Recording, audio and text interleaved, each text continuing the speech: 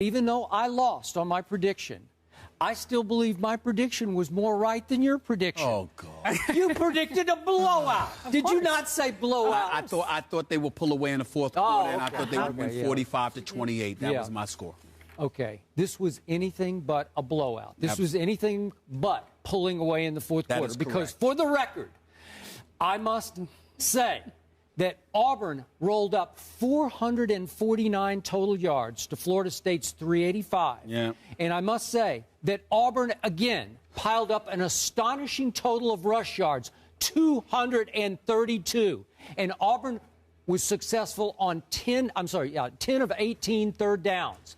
Florida State went 2 for 12 on third down. Those are all winning numbers.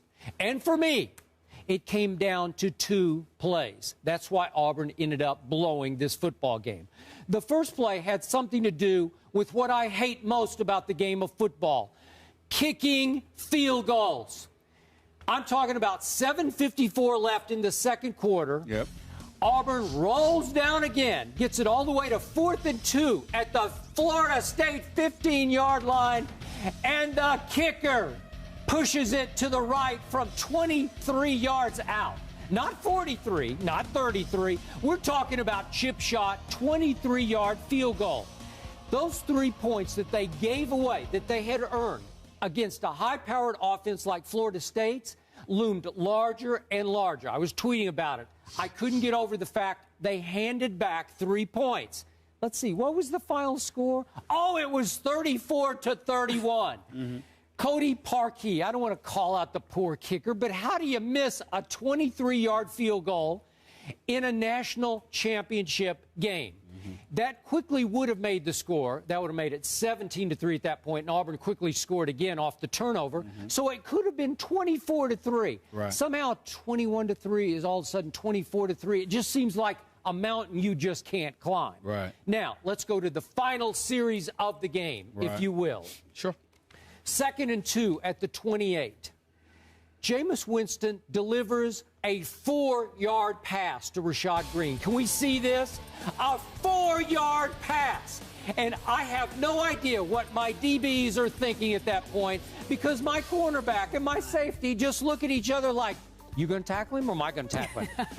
Neither of them even tried to tackle him. He slips right between 2 of them, and a 4-yard pass turns into a 49-yard pass. And at that point, I said, I'm in big trouble. Should have been a horse collar at the end of that play. Should have been even worse than that, because the other safety had to run him down and grab him by the shoulder pads and yank him down.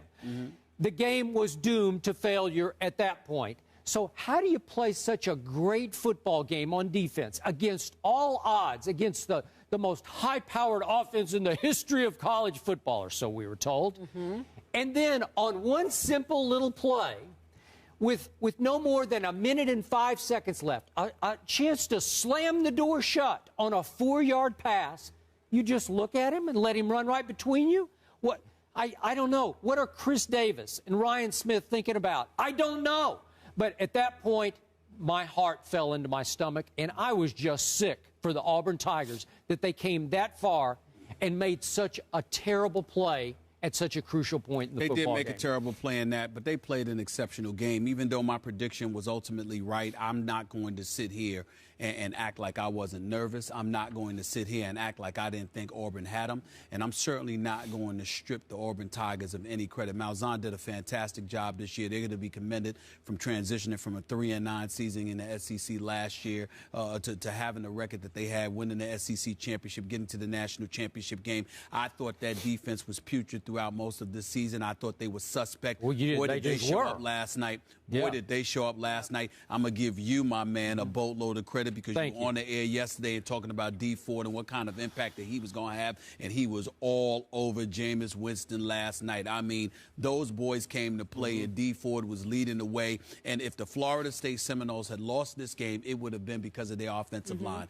Their offensive line was allowing Auburn to be all in Jameis Winston's face all night long. Their running game was a bit suspect throughout the game because Auburn was ready to play. And the bottom line is that Florida State was getting beat up front. Obviously, Brent Musburger and Kirk Herbstreit did a fantastic job calling this game. They were absolutely sensational. I'm proud to be called their contemporaries. But let me also get to this point. Jameis Winston showed up, baby. I mean, he's a redshirt freshman. He's the reigning Heisman Trophy winner, and we'll get into a little bit of that later. Yes, we will. But he showed up 6 for 7 on that last drive, 77 yards. It is what it is. 6 for 7 and 6 for 7, even though one of them was a 4-yard completion that turned into a 49-yard completion, even though I didn't see the defenders not try to tackle him, Skip. I saw them. You got him, or do I have him? I saw them. You going to try, or am I going to try? I saw them, yeah. They didn't know. I saw them They were miss. confused. I saw them miss him. Yeah. That's what I saw. Yeah. But I also saw a couple of things. I saw a 2-yard touchdown catch by Benjamin. I saw an earlier touchdown, by the way, with a 2-point conversion that would have been a gimme as far as I'm concerned, had it not been for the unsportsmanlike conduct. Now, I don't know if it would have been a gimme, but they would have had a shot. That would have been tied. Sure. But I would also remind you, Skip Bayless, if I recall correctly, the score was 21-3. And then it was 21-20. That's 17 unanswered points. I do recall that there was also an additional, there was also 21 points in the fourth quarter. Okay? So let's pump our brakes a little bit and stop acting like, oh, it was 1 or 2 plays here or there. Yeah. The Seminoles were getting ramrodded. They were getting run over. They were getting beat down. And somehow, some way, they stood up and made it a game and roared back from a 21-3 deficit, scored 20 unanswered points, and also scored 21 points ultimately in the fourth quarter. Give credit where credit is due. I do. That's the Florida State Seminoles with their athletes, led by a dude that has just solidified the fact that he is just special. And Jameis Winston came back and took the national title from the Auburn Tigers. The Auburn Tigers didn't lose it. Florida State took it from them.